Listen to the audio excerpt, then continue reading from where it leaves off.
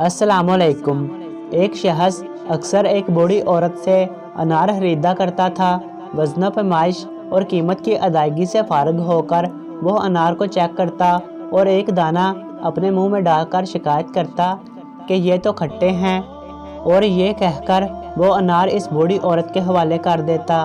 वो बुज़ुर्ग औरत एक दाना चख कर कहती, ये तो बिल्कुल मीठा है, मगर तब तक वो खरीदार अपना थैला लेकर वहाँ से जा चुका होता था। उस शख्स की ज़ौजा भी हर बार उसके साथ ही होती थी। उसकी बीवी ने पूछा, जब इसके अनार हमेशा मीठे ही निकलते हैं तो ये रोज़ का ड्रामा कैसा?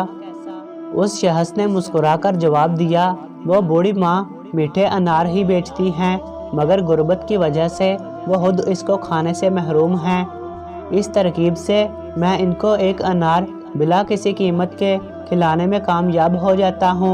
बस इतनी सी बात है। उस बूढ़ी औरत के सामने एक सब्ज़ी फरोश औरत रोज़ाना ये तमाशा देखती थी। वो एक दिन पूछ बैठी, ये आदमी रोज़ाना तुम्हारे अनार में नुक्स निकाल देता है और तुम हो कि हमेशा एक ज़ायद अनार वज़न करती हो, क्या वजह है? ये सुनकर बूढ़ी औरत के लबों पर मुस्कुराहट खिल गई और उसने कहा, मैं जानती हूँ कि वो ऐसा मुझे एक अनार खिलाने के लिए करता है, और वो ये सोच बैठा है कि मैं इससे बेगाना हूँ। मैं कभी ज़्यादा वज़न नहीं करती।